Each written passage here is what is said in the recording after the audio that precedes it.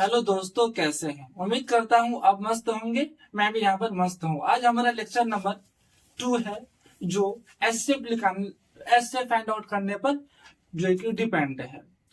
मेरा नाम फारूक और हमारा और आपका बहुत प्यारा सा चैनल यू एकेडमी में आपका स्वागत है। चलिए आज के लेक्चर में शुरू करता हूँ। आज का लेक्चर जो यूक्लिड डिवीजन लेम्मा पर डिपेंड होने वाला है, ये एक टाइप ऑफ थ्योरम्स है जिसका यूज हम कोई भी दो नंबर का HCF फाइंड आउट करने के लिए करते हैं। ये थ्योरम का स्टेटमेंट क्या होता है? Given positive integers a and b, there exist unique integers q and r satisfying a is equal to B Q plus r, और आर की जो वैल्यू होगा 0 से और b के बीच होगा, ये फिक्स कर दिया गया।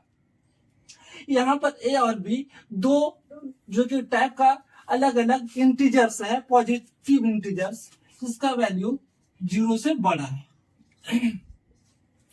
तो टू डिफरेंट टाइप का इंटीजर्स है। ये जो रिलेशन में है, a डिवाइडेंड है, b डिविजन है, q क्वोशिएंट है और r रिमाइंडर्स है। और जो रिमाइंडर है इसका जो वैल्यू होगा 0 और डिविजन के बीच होगा। इस डिविजन से बड़ा नहीं हो सकता और 0 से छोटा नहीं हो सकता।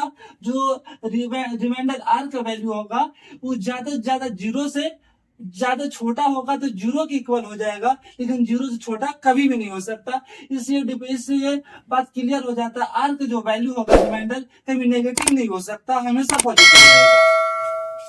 तो ये एक विशेष एक स्पेशल टाइप का जो कि एल्गोरिथम है।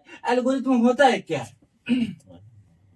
Algorithm is a series of well-defined steps which is used solving a special types of problem.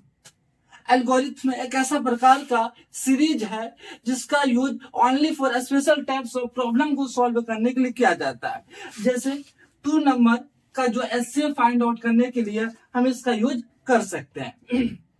चलिए देखते हैं इसका यूज हम कोई दो अलग डिफरेंट टाइप के नंबर पर कैसे करते हैं। ये जो थ्योरम दिया गया, ये थ्योरम सेटिस्फाइड है या नहीं, इससे ये तब पता चलेगा जब हम कुछ एग्जांपल इस पर करेंगे।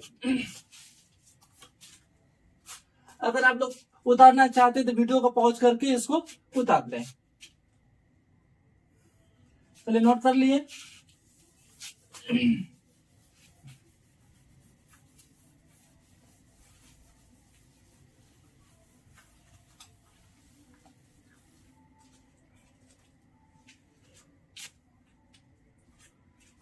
जो हमारे पास थ्योरम था a is equal to B Q plus r, और आर का जो वैल्यू था 0 से b के बीच था।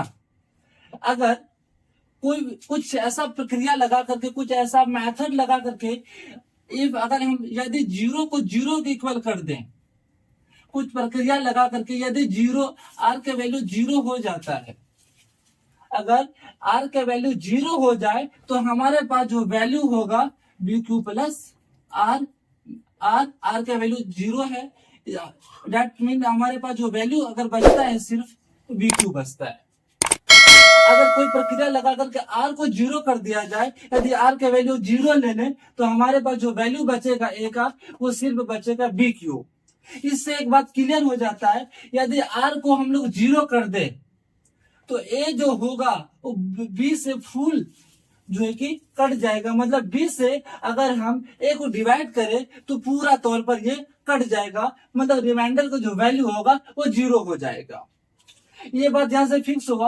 और हम इससे क्या कंक्लूजन निकालते हैं? अगर r की वैल्यू 0 हो जाए तो यहाँ से एक स्पेशल टाइप का हम कंक्लूजन निकाल सकते हैं। जो हमारा कंक्लूजन निकलेगा वो क्या होगा?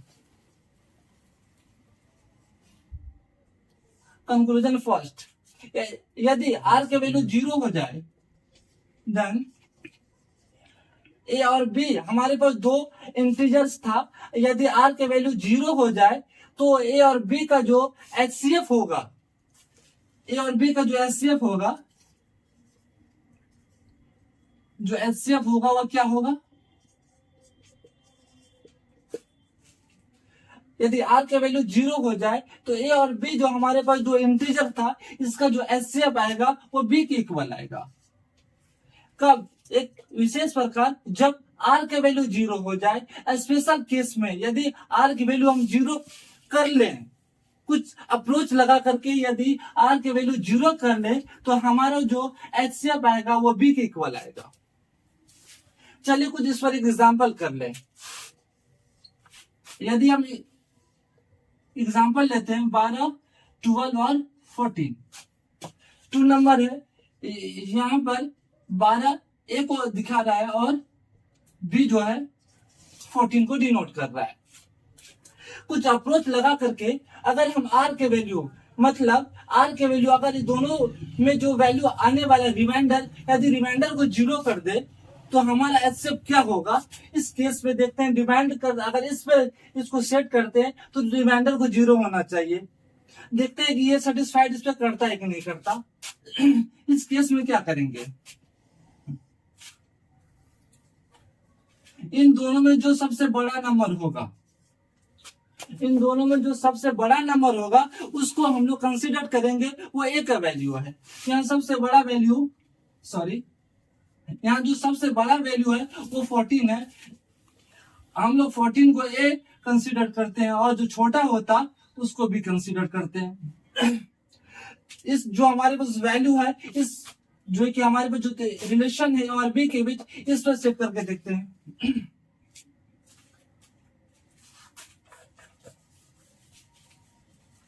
हमारे पास जो रिलेशन है is equal to B Q plus R. A के वैल्यू कितना? 14। बी के वैल्यू कितना है? 12 इंटू क्यू क्या होगा? क्यू क्वोशिएंट होगा। क्यू के वैल्यू हमको पता नहीं है, क्यू यहाँ पर अननोन है। इसको फाइंड आउट क्यू का वैल्यू अगर निकालना चाहते हैं तो एक आपको मैं प्रोसेस बताता हूं। बी से जो यहाँ पर जो वैल्यू होगा बी का, उससे इसको डिवाइड करेंगे, जिसको हम लोग बी बनाएंगे, जिसको हम बी कंसीडर किए हैं और जिसको हम ए कंसीडर किए हैं, बी का वैल्यू से ए का वैल्यू में डिवाइड करेंगे। यहाँ से हमको क्यू का वैल्यू और आर के वैल्यू यहाँ से हमको पता चल जाएगा अगर है क्या। चलिए देखते हैं। 12 से 14 को यदि क्योंकि डिवाइड किया जाए, 14 12 1 12 2, यहाँ जो हमारे पास क्वेश्चन बचता है क्यू, जो क्वेश्चन होता है उसको क्यू से दिखाया जाता, जो रिमाइंडर होता है उसको आर से दिखाया जाता। जब 12 से 14 को डिवाइड किए तो हमारे पास क्वेश्चन 1 आया प्लस जो रिमाइंडर आता है वो बचता है कितना? 2। अगर हमको इसका एचसीएफ अगर हमको निकालना हो तो आर को, जो यहाँ पर जो आर के वैल्यू बच रहा है, इसको 0 होना चाहिए। कुछ अप्रोच लगा करके हमको इसको 0 करना है, लेकिन यहाँ पर 0 नहीं हुआ तो हम अभी ये कंसिडर नहीं कर पाएंगे, ये बता नहीं पाएंगे कि 12 और जो कि 14 है इसका एचसीएफ क्या होने वाला है। कुछ अप्रोच लगा करके इसको हम 0 करेंगे। सबसे पहले ये 0 होगा कैसे? यहाँ जो हमारे पास नंबर बचा हुआ है इसको फिर से हम लोग ए और बी एज्यूम करेंगे कि जो यहाँ पर जो बड़ा नंबर है वो ए का वैल्यू है और जो यहाँ छोटा नंबर है वो बी का वैल्यू है। यहाँ से ए को, जो बड़ा वैल्यू उसको बी लेंगे, ए एज्यूम करेंगे और जो छोटा नंबर है उसको बी एज्यूम करेंगे और यही स्टेप फिर से रिपीट होगा। इसी स्टेप को इसी रिलेशन पर इसको फिर से सेट करेंगे। ए का वैल्यू कितना? 12 इज इक्वल टू बी का वैल्यू कितना? 2 मल्टीप्लाई बाय, इसके बाद अगर यहाँ पर क्यू बचता है, आर बचता है, तो क्यू का वैल्यू क्या होगा, आर का वैल्यू क्या होगा? सेम जो प्रोसेस इसमें हुआ सेम प्रोसेस इसमें भी करना है, मतलब इससे इसमें जो कि डिवाइड करना है। यहाँ से हमको आर का वैल्यू और क्यू का वैल्यू जो है कि पता चल जाएगा। तो 2 से अगर 12 में डिवाइड करते हैं, 2 6 जा 12, रिमाइंडर 0, क्वोशिएंट 6, मतलब यहाँ से हमको क्यू का वैल्यू 6 मिला और आर का वैल्यू 0 मिलता है। यहाँ पर क्यू का वैल्यू कितना? 6 प्लस आर के वैल्यू कितना मिला हमको? 0। एक मजे की बात ये, हमको आर का वैल्यू को 0 करना था और हमारा जो सेकेंड स्टेप है, first step and second step, r के सेकेंड स्टेप में आर के वैल्यू 0 के इक्वल है। तो हम अब इससे पहले जो मैं बताया था, यदि आर को 0 कर पाए, यदि आर का वैल्यू 0 हो जाए, जो बी बचता है यहाँ पर वही एचसीएफ कहलाता। एचसीएफ क्या कहलाएगा? बी। इफ यदि आर का वैल्यू 0 हो जाए, आर के वैल्यू 0 के इक्वल हो जाता, जो यहाँ पर बचा हुआ होता है जिसको हम लोग बी एज्यूम करते हैं, वही एचसीएफ होता है। तो यहाँ आर के वैल्यू 0, बी को लास्ट स्टेप में एज्यूम किया था, तो यहाँ पर जो एचसीएफ हमारा निकल करके आ रहा है वो 2 है। ये एचसीएफ 12 और 14 का एचसीएफ यहाँ पर हेंस आर हमारे पास 0 है, तो हेंस क्या बोल सकते हैं? 12 और 14 का जो एचसीएफ होगा वो 2 होगा।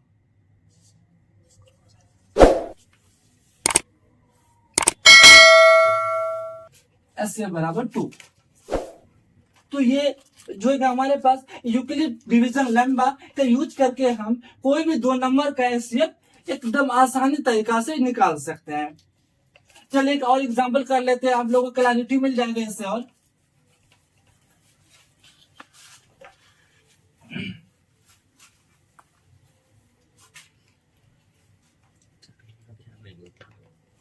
चलिए आप लोग ट्राई करेंगे क्वेश्चन।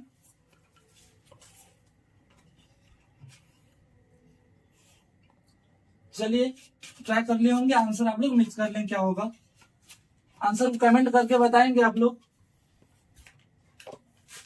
हम अभी जस्ट मैंने बताया था, जो बड़ा होगा उसको हम लोग ए एज्यूम करते हैं, जो छोटा होगा उसको हम लोग बी एज्यूम करते हैं।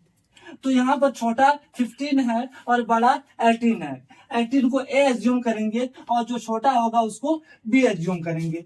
तो हमारे पास जो रिलेशन था ए और बी में क्या था? ए बराबर बी को प्लस आर, ये हमारे पास रिलेशन था। हमारे पास जो वैल्यू है इस रिलेशन पर पुट आउट करके देखेंगे हमको मिलता है क्या।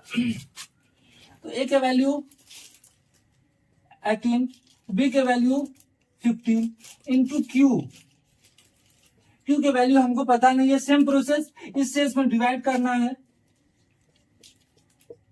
15 × 15 3। हमारे हमको जो यहाँ से Q का वैल्यू 1 और R का वैल्यू जो कि 3 मिलता है, तो Q का वैल्यू कितना मिला? 1 प्लस R के वैल्यू कितना मिला? 3। हम यहाँ पर ये नहीं बता पाएंगे कि फर्स्ट स्टेप में 15 और 18 का एचसीएफ क्या है, क्योंकि यहाँ पर हम R को 0 नहीं कर पाए। यहाँ R 0 होगा तभी जाकर बताया जा सकता है कि 15 और 18 का एचसीएफ क्या होने वाला। तो ये फर्स्ट स्टेप फर्स्ट। इस तो स्टेप मतलब स्टेप फर्स्ट में हम ये क्लियर नहीं कर पाए कि 15 और 18 कैसे क्या होगा, तो नेक्स्ट स्टेप करना पड़ेगा। तो यहाँ पर वैल्यू बचता है बी का, जो यहाँ पर रिमाइंडर है क्यू। ये दोनों नंबर को फिर से हम लोग ए और बी एज्यूम करेंगे और इस पर पुट आउट करना है। तो यहाँ जो 15 बड़ा है और तो जो कि 3 छोटा है, तो 15 को ए एज्यूम करेंगे और 3 को बी एज्यूम करेंगे और इस पर जो कि पुट आउट करेंगे। 15 हम जो बड़ा वैल्यू उसको ए, जो छोटा वैल्यू उसको बी एज्यूम किया, तो बी को यहाँ सेट कर दीजिए फिर से। ए बी कितना हमारे पास 3 इंटू क्यू का वैल्यू हमारे पास पता नहीं है। तो फिर से यही स्टेप जो फर्स्ट स्टेप में जो किया था सेम एज सेकेंड स्टेप में 3 से 15 में डिवाइड करना। 3 5 जा 15 0 मजे की बात, आर के वैल्यू 0, क्यू के वैल्यू 5। तो ये आराम से सेट कर सकते हैं। क्यू के वैल्यू कितना आया हमारे पास 5 प्लस आर के वैल्यू कितना आया 0। हमारा जो सेकेंड स्टेप है, फर्स्ट स्टेप में आर का वैल्यू 0 नहीं था, सेकेंड स्टेप में आर का वैल्यू 0 है। यहां से हम कंक्लूजन निकाल सकते हैं कि 15 और 18 का एचसीएफ क्या होगा। जैसे आर का वैल्यू 0 आता, दैट मीन्स रिमाइंडर 0 आता, यहाँ आर का वैल्यू 0 है।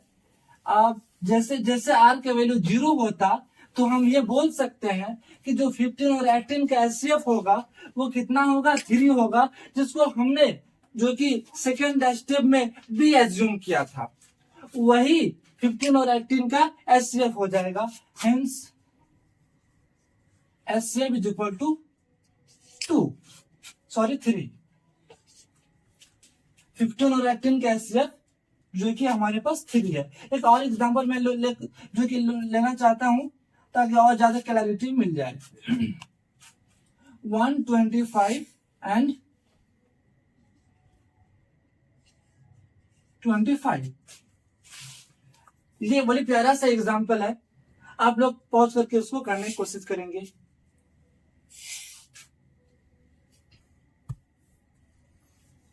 चलिए कर लिया।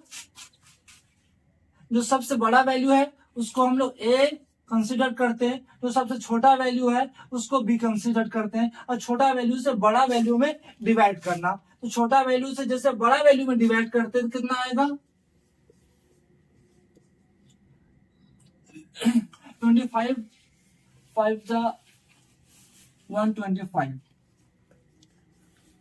0। मजे की बात कि फर्स्ट स्टेप में R का वैल्यू 0 और Q का वैल्यू हमको 5 मिला। तो इंटू Q हमारे पास क्या होता है B इंटू Q। B का वैल्यू कितना 25, Q कितना निकाला मैंने 5, प्लस जो R का वैल्यू था वो हमारे यहाँ से 0 मिलता। हमारे मजे की बात यह है कि फर्स्ट स्टेप में R का वैल्यू हमको 0 मिला, तो यहाँ से आसानी से हम बोल पाएंगे कि जो 25 होगा HCF कहलाएगा किसका 125, और 25 का जो HCF होगा वो 25 होगा।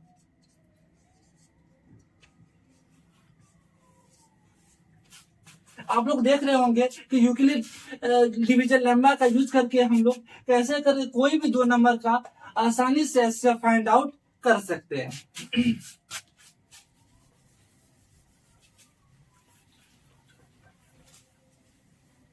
अब हम नोट करेंगे इसको। नोट कर लिया, इसको ट्राई करेंगे। ये एनसीईआरटी का 3 क्वेश्चन है, बहुत ही ज्यादा फेमस क्वेश्चन है और बोर्ड में लगातार पूछा जा रहा है। इसको आप लोग ट्राई करेंगे।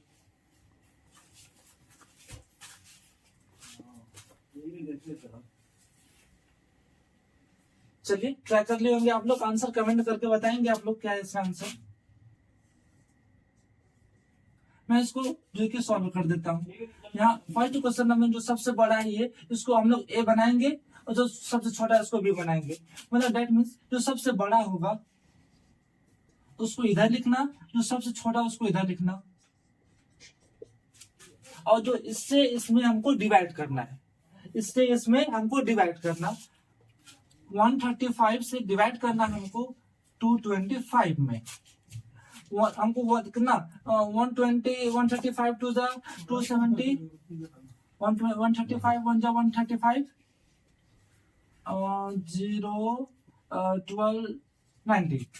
R के वैल्यू 90 और Q के वैल्यू 1, तो यहाँ सेट करना Q1 प्लस R के वैल्यू 90। जो कितना बार में हम जो कि 135 Q के वैल्यू यहाँ पर लिखना और R का वैल्यू यहाँ पर लिखना। हम यहाँ पर क्या देखते हैं, जो फर्स्ट स्टेप में हमको यहाँ पर R का वैल्यू 0 नहीं मिला। हम ये नहीं बता पाएंगे इस केस में कि 135 और 225 का HCF कितना होने वाला। एक स्टेप और होगा, शायद एक स्टेप में 0 आ जाए, तो यहाँ पर हम लोग A बनाएंगे, इसको फिर से B बनाएंगे और सेम यही प्रोसेस को यहाँ पर रिपीट करने वाले।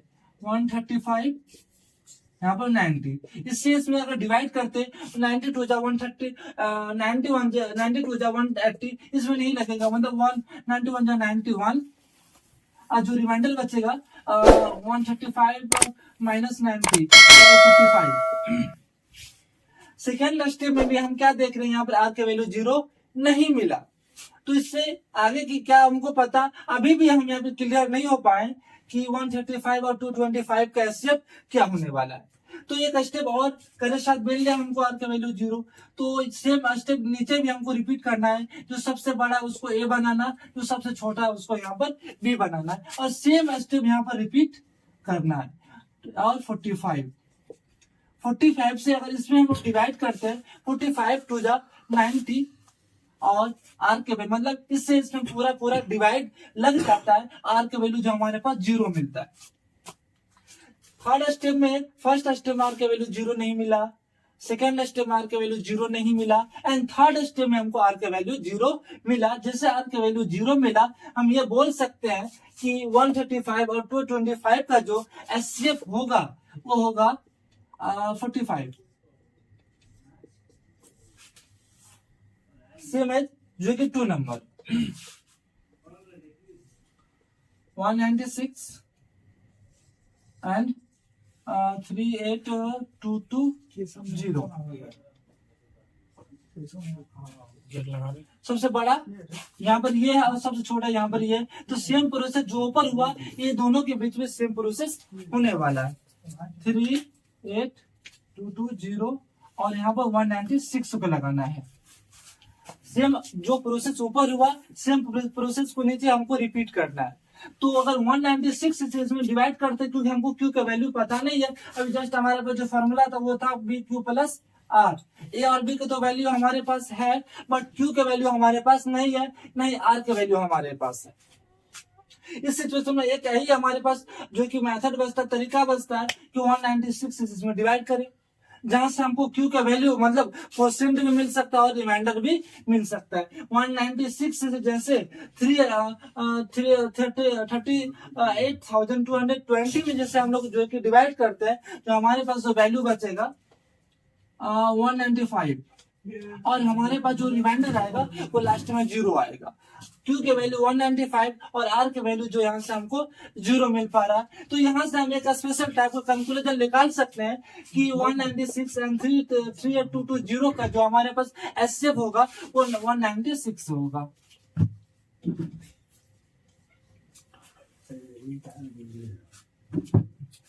वीडियो को पॉज करके आप लोग नोट करेंगे इसको।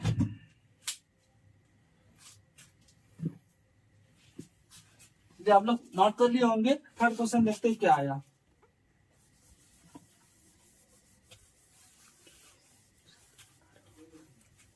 चलो हमारे पास जो थर्ड क्वेश्चन है 867 एंड 255। जो सबसे बड़ा है उसको ए बनाना, जो सबसे छोटा है उसको बी बनाना। सबसे बड़ा कौन है 867 और जो छोटा 255। फिर से हमको यहाँ से हमको क्या लिखाना पड़ेगा बी क्यू। बी ए और बी का तो वैल्यू हमारे पास है बट बी का और क्यू का और आर का वैल्यू हमारे पास नहीं है। सेम जो कि प्रोसेस को जो कि हम लोग रिपीट करने वाले हैं इससे इसके अंदर जो इससे इसमें डिवाइड करने वाले, इससे इसमें जो डिवाइड करेंगे तो कितना मिनट लगेगा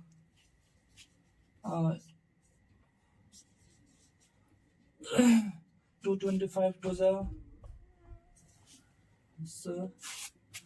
2 बार में इसको लगाते हैं 10 11 5 3 बार में साथ लग जाए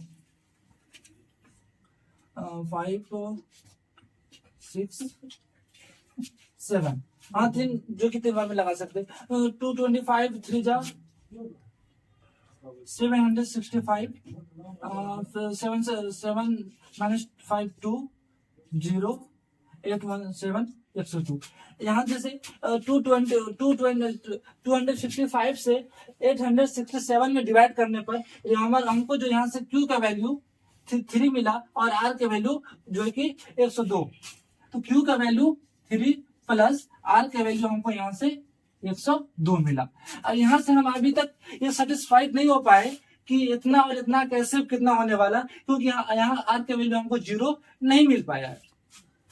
तो आगे का स्टेप जो कि हमको करना पड़ेगा, साथ आगे का स्टेप हमको यहाँ पर 0 मिल जाए तो यहाँ जो सबसे बड़ा है और यहाँ जो वैल्यू है इसको हम लोग जो है कि और भी बनाएंगे तो सेम प्रोसेस नीचे भी रिपीट होने वाला।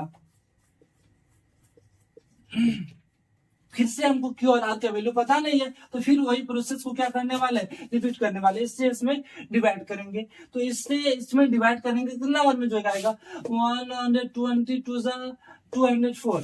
2 बार में यहाँ से हम जो कि इसको लगा सकते हैं। तो रिमाइंडर कितना बचेगा 225 204 1 5 51।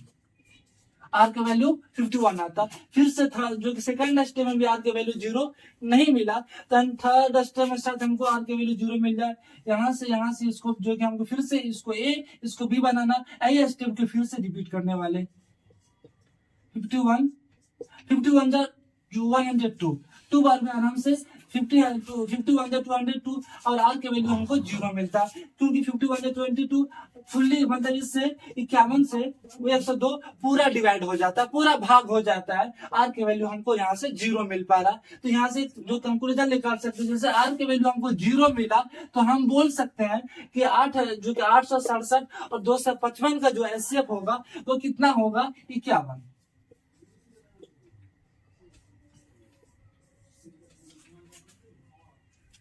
तो इस मेथड का यूज करके हम कोई भी 2 नंबर का एचसीएफ निकाल सकते हैं। आई होप कि आपको जो कि जितना भी कॉन्सेप्ट अभी मैंने बताया आपको ये क्लियरली समझ में आया होगा। अगर जहां भी डाउट रह गया आप लोग कमेंट करके बताएं कि हमको यहाँ पर प्रॉब्लम है, कोशिश करेंगे इसको सॉल्व आउट करने का। मैं आज का लेक्चर बहुत लंबा हो गया, ऐसे लेक्चर को लंबा नहीं करना चाहता हूँ। मैंने आज अपने तरफ से 100% देने का कोशिश किया कि जो भी कॉन्सेप्ट हो आप लोगों के बीच मैंने शेयर किया, और ये कॉन्सेप्ट कैसा लगा और ये जो मेथड आपको मैंने बताया ये कैसे लगा आप लोग कमेंट करके बताएं। मैंने आज एनसीईआरटी का क्वेश्चन करवाया प्लस आपको कॉन्सेप्ट बताया। जाते जाते एक कॉन्सेप्ट और भी दे दूं, नोट कर लीजिएगा आप लोग। जो एचसीएफ होता है, यूक्लिड डिवीजन एल्गोरिथम होता है, इसका उपयोग कहां पर किया जाता है? तो बहुत बार ये क्वेश्चन जो कि बोर्ड में पूछ चुका है कि यूक्लिड का जो उपयोग होता है, इसका जो यूज होता है किसमें किया जाता है। तो एल्गोरिथम का जो यूक्लिड डिवीजन एल्गोरिथम का जो यूज होता है ये सिर्फ 2 नंबर का एचसीएफ निकालने के लिए यूज होता है। मतलब use only find HCF of 2 number, HCF of 2 number। इसको आप लोग जो कि VVI कर लीजिएगा, क्योंकि बोर्ड के लिए बहुत ही ज्यादा इंपॉर्टेंट है। बहुत जो कि ये क्वेश्चन कई बार मेनी टाइम्स रिपीट हो चुका है बोर्ड के अंदर कि यूक्लिड जो कि यूक्लिड डिवीजन लेम्मा का यूज किसके लिए किया जाता है, तो हमेशा इसका यूज HCF निकालने के लिए किया जाएगा। आई होप ये वीडियो आपको पसंद आया होगा। वीडियो चैनल को सब्सक्राइब करें और लाइक करें, कमेंट करना ना भूलें। जय हिंद।